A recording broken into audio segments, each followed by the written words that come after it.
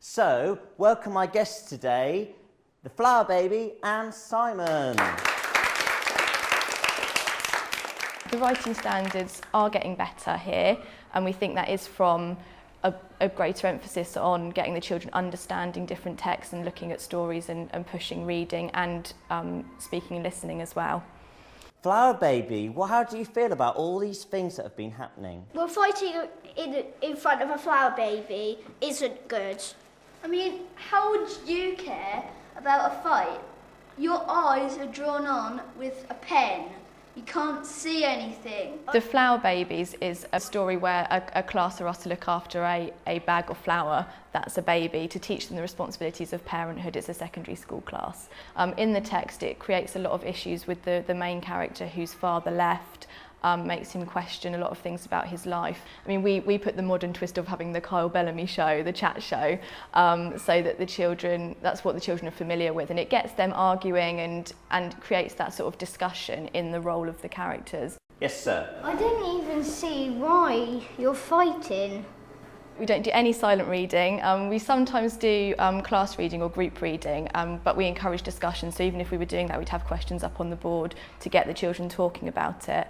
But mainly we do try and do role play activities because the children remember it more. I think it's disgraceful that you've done all the horrible things to the Flower Baby.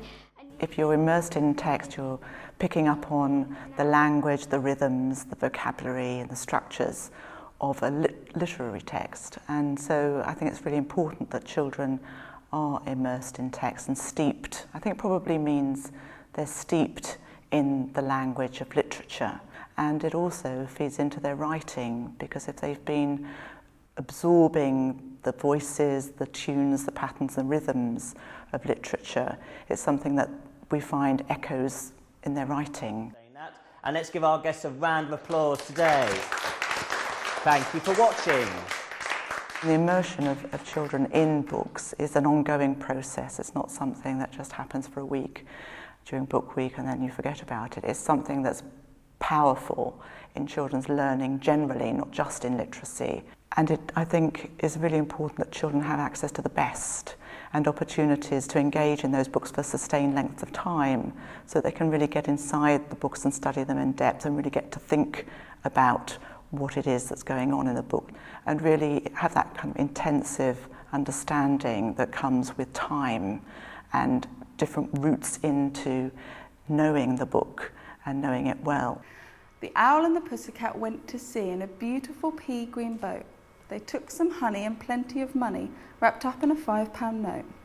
Reading aloud, if teachers do that regularly and with real expression and passion, is a perfect way of engaging children with books and reading. And through that experience of hearing the words lifted off the page, gives children real access to the tunes and the patterns and the rhythms of stories, and access to the language because it's a meaningful context. We have an oral storytelling focus every term.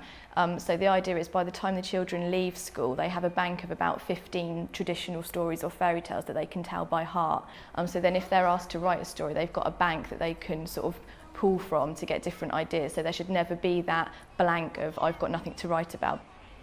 The ICT we do a lot, where we have, the children are asked to either do soundtracks or sound effects for stories, and they've got to think about the emotions that the characters are doing things like, or they can create lower down the school, do picture boards and pictures to go with the different characters and chapters. Yeah, what sort of sounds would you imagine? Birds, maybe some different animals. And the waves crashing against the boat. It has been proven that there's been a problem with boys' literacy, particularly boys' writing. I think when we do the drama activities or the ICT activities, they don't really see it as literacy. So they don't think, oh, I'm going to have to do writing in this lesson, which is something that does kind of put them off. They really enjoy getting into role. We try and, pick texts that are brought, that will all the class will enjoy, including the boys, and give them the opportunity to get into role. But they don't really see it as learning because they see it as, they're acting or they're playing. And then when we ask them about it, they come out with all these brilliant answers, and it's just a matter of saying, okay, hold that in your head and write it down, and they can do it. Owl and the pussycat went to sea in a beautiful pea and green boat. They took some honey and plenty of money and wrapped it up in a £5 note.